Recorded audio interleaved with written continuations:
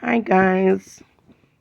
Good morning, good afternoon, good evening, any part of the world you're in today. I just came to say real quickly while others are in the corner licking their wounds, I wanted to take the opportunity to come and clear my name on something. Now, I hear Marcia Campbell accusing me of theft, that I stole her birthday money. Let me just walk you guys quickly as I can through that evening and the process. Marcia Campbell had no planner for her gala, or whatever she wants to call it. Once there is no planner, it's always going to be a chance and an opportunity for it to be a chaos. And chaos it was. First, let me address one thing. She claimed that I was not invited to her gala, which is a total lie. Marcia did an open invitation. It's not like she did individual invitation. She did an open invitation, right? And anybody know an open invitation means anybody can go. Now, if Marcia had said, I'm having an open invitation for my birthday party, except for Queen Bee or Jennifer, I don't want you to come. That would have been another story, right? If I still showed up. Then you could say I wasn't invited. But you cannot have an open invitation without no exclusions or stipulations. And as long as you bought your ticket, you were welcome to come. Not only did I buy my ticket, but my brothers also bought a ticket because I reached out to them and I let them know I will be in New York because my brothers live in New York. I will be in New York and I'm going to a function. If you guys would like to come, matter of fact, I would love for you guys to come. And they bought their tickets. They cashed out me the money. I bought 2 tickets. So it was 3 of us that went there, right? And I got there and the place, I see everybody sitting around. Everybody is sitting and just looking bored. Marcia still have not arrived yet. The music wasn't playing yet. Everybody just looked bored. They look, no one was at the door to collect the money for people coming in. There was no one at the bar. Everything just looked in disarray, right? Nothing organized, nothing. I went over to the bar area and I asked the bartender, are they the one going to be, pretty much asking them, are they the one going to be, responsible for the bar?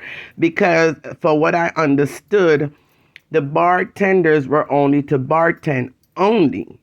They're not there to collect the money. That is what was told to me by the bartender.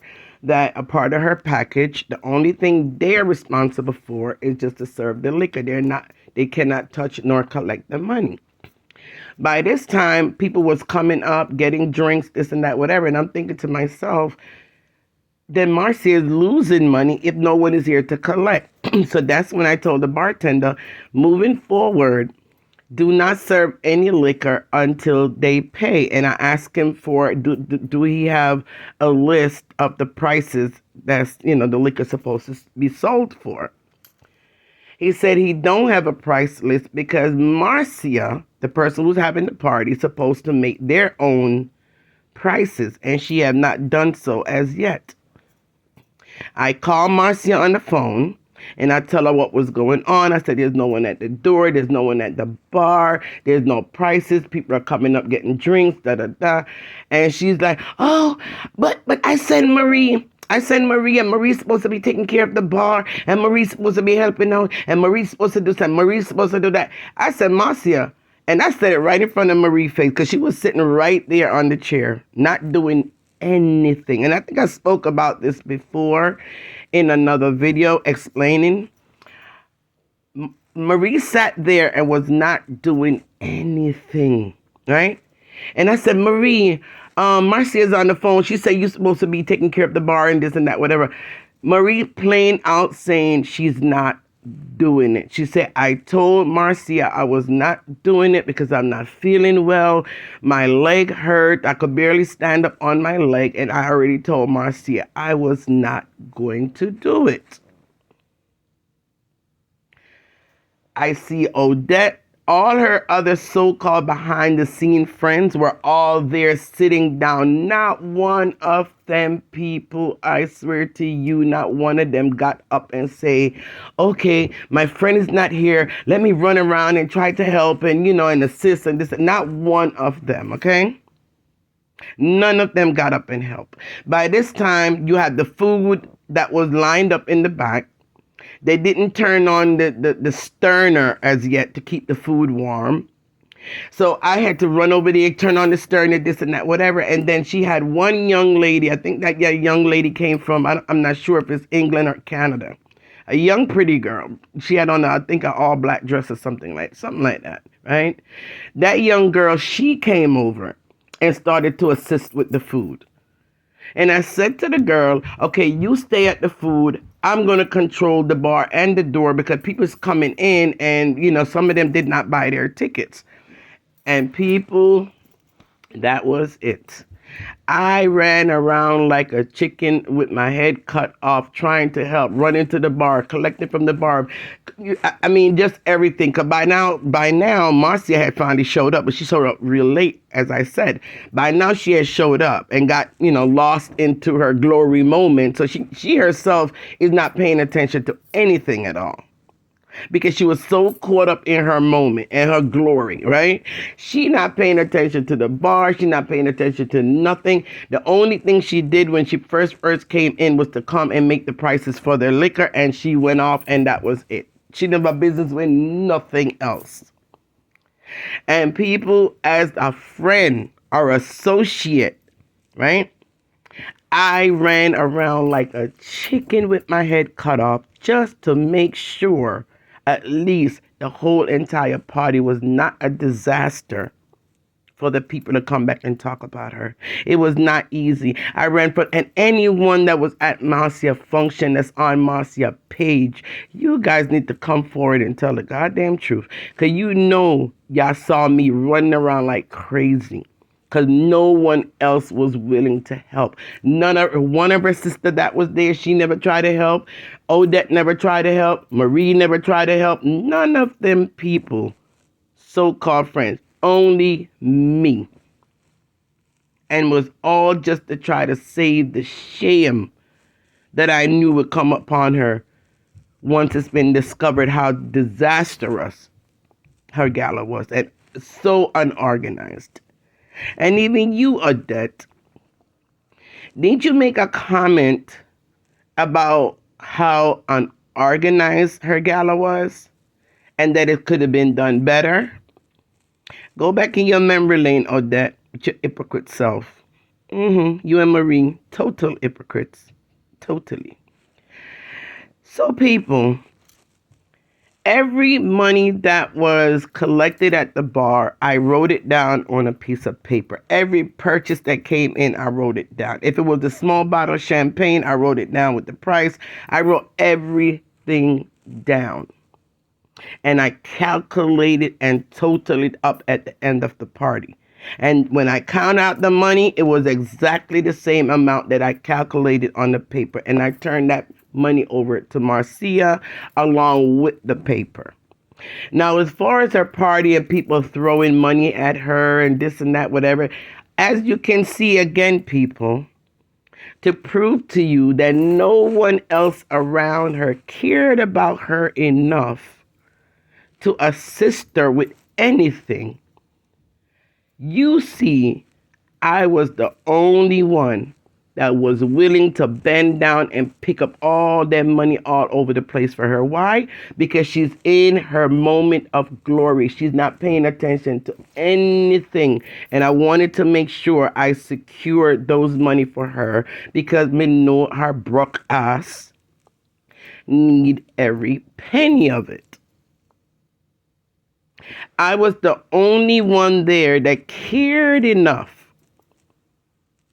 to bend down and start to pick up all the money around her so I can secure it for her because I know she need every penny of it.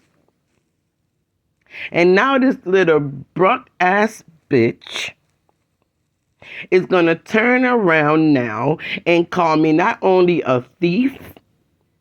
She stated that I came there to kiss her ass and I wasn't invited. She said I was plucked behind her. She said that I came and took over her party and nobody asked me to.